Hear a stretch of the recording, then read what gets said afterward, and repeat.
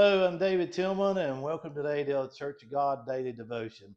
I'm filling in for Pastor Way, and I'd like to talk this real quick here about Psalm 68 and 19, where it says, "Blessed be the Lord who daily loads us with benefits, even the God of our salvation."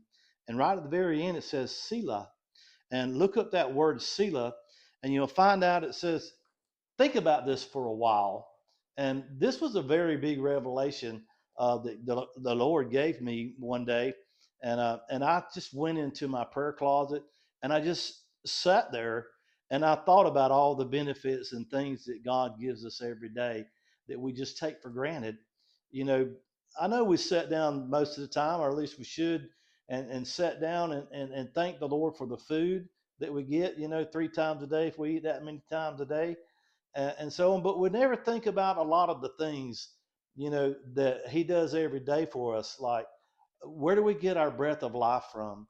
We found out, and I did ask uh, a paramedic, how long can the average person breathe, if they can't take in air? And they said after 2.5 minutes, you'll die if you can't take in the breath of life.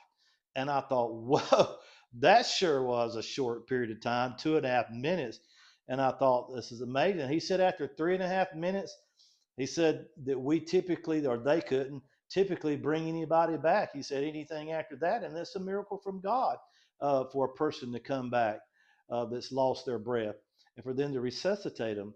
And he says we're told even at 6 minutes to just completely quit, but we do go further, if there's a loved one or there, that's just screaming and hollering, don't stop, don't stop, and so forth. And so we don't think a lot of times about these kind of things, which really boils down to the fact that, every second of every day, we technically are only a 2.5 minutes away from death. And you stop and think about some of these things. And I just kept in a prayer room, just kept thinking about so many things. How many times, have you avoided car wrecks, and how many times did you get avoid car wrecks that you didn't even know about? And it says to give the thanks to the Lord always. And we give thanks to Him, for these things. And I just started thanking Him for all these kinds of things. And the list just goes on and on and on and on.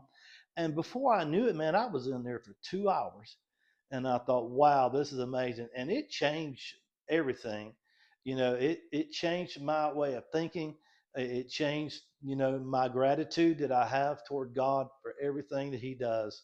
You know, so whenever things come your way, don't look at the downside of it. Look at the upside of it.